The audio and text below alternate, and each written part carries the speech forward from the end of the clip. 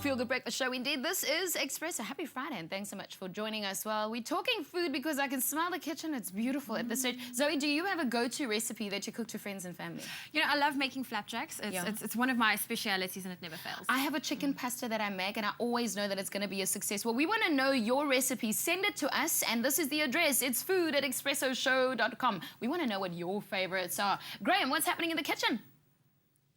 Over the last few weeks, we've been asking you guys at home to send through your really cool coup recipes, or maybe you've got some adventurous stories that you've gotten up to in the kitchen with your coup products.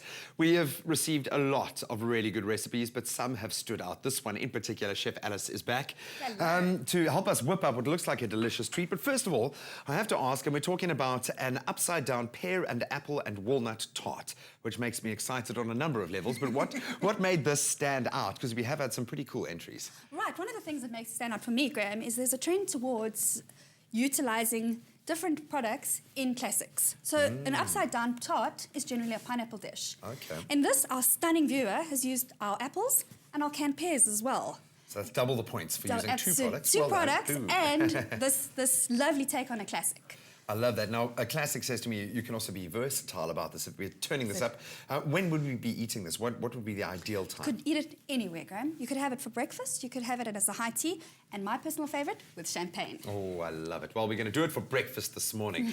All right, so Alice, we're going to recreate this little gem here, this piece of magic. Where do we start? I'm seeing the pears already in Okay, right. So because it's an upside-down tart, we're going to do it backwards. So we're going to build it from the bottom. Okay. So what we've done is we've already arranged our pears. Beautiful. Okay. Then I'm going to create a gorgeous cinnamon sugar syrup. And that's going to hold the pears together. And then finally, we're going to add a layer of pastry.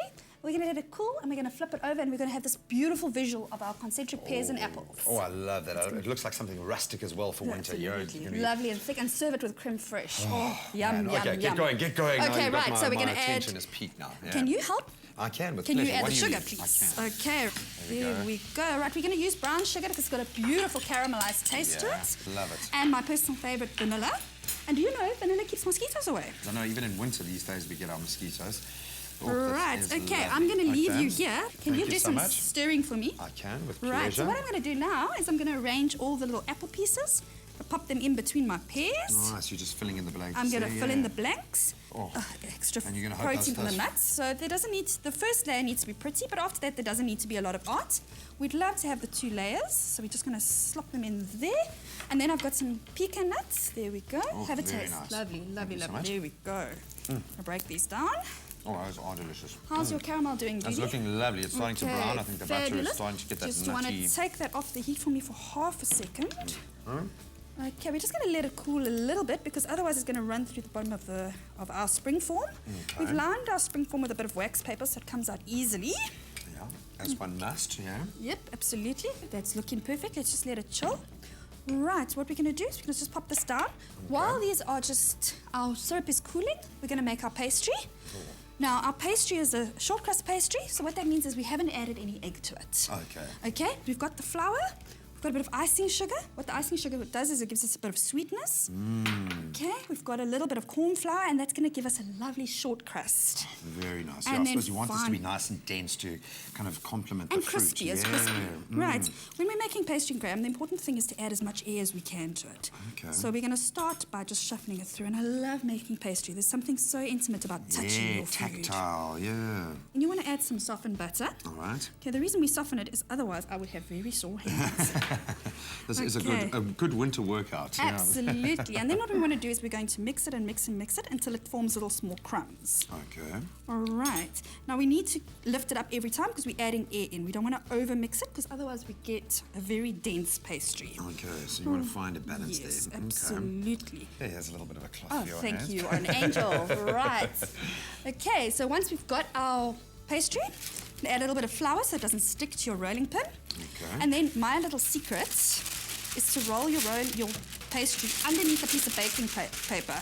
That way it doesn't stick. Oh, brilliant. Oh, there's nothing more heartbreaking than getting half of your pastry on your rolling pin. You want to let your pastry roll a bit, at least rest a bit, because otherwise it's going to be overworked. Yeah. Pastry gets tired too. You have a bit of backbone, yeah. Absolutely. So let's just give ourselves a little bit of flour on my hands. Oh man, I love the way that the oats is worked in there. It's got it's a beautiful. lovely rough It's such texture a to beautiful it as well. texture. Yeah. Nice and firm. There we go. All right, so this one we can actually... Oh, lovely. I suppose you've got to be careful not to have little pockets of air in there as well. You don't want that air superheating when it's... you do want the air, right? Because you need it to rise. So the air is the important part of the baking. That's going to be like the jack in there too. Absolutely, to make it springs. And we're going to just squish this flat here. Okay, so we've got the right size of the pot. I'm just going to scoop this up now. This is the right side of the pot. We're going to add the caramel. Okay. Oh, look at that. Okay. That looks delicious. All right. Would you like to get your fingers wet? I can. There we go. Do you want to do a bit of squeezing for me there? Okay, so now we want to just fill our space, eh? Absolutely. But I'm hoping that I'm just going to get the first option to taste this at the end. But of course you are. There we go. It generally takes quite a lot to kick my sweet tooth in, and this is doing it in a big way. This looks lovely. Okay, very, super. very nice. Now all we're going to do is pop it in the oven. Okay. And voila. So how long in the oven? About 20 minutes, just enough for your pastry to set. Yeah. If you want to see how we got to this point, let's do a quick little recap. I'll take you through a step-by-step to see how we created our upside-down tart. That's not upside down yet, but it will be soon. For the pastry, mix flour, oats, corn flour, icing sugar and butter. Then refrigerate for 10 minutes. For the filling, place butter, sugar, vanilla and cinnamon into a pan and melt. Arrange walnuts, pears and apples on the bottom of the cake tin. Pour cinnamon butter over the fruit. Roll pastry out and place on top of the apples, tucking the edges into the inside of the tin. Bake for 40 minutes. For the full recipe, visit the Espresso Morning Show Facebook page or log on to expressoshow.com. You can also SMS the keyword KOO to 33728 to receive the shopping list on your phone. Just click on the link provided to view the recipe. SMS cost R1.50, no free SMSs and T's and C's apply.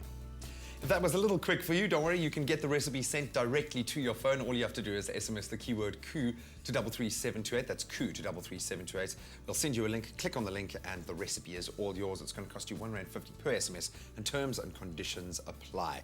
Well, I know I've got a little bit of a wait before I can taste it, but it looks absolutely amazing. Thank you so much for joining us. I think this is quite a special recipe. It is absolutely beautiful, and I look forward to sharing it with you. Oh, if you are lucky. Well, if you'd like to see Alice recreate your genius here on Espresso, what we want you to do is send in your KOO recipe or your adventure in the kitchen using KOO products. You've got to mail us at food@expressoshow.com. That's food@expressoshow.com. We could be recreating that brilliant, brilliant recipe live on Espresso. Only the best cooks serve KOO because they know it's carefully grown and made with meticulous attention. So when you serve KOO, you can trust you're serving only the best.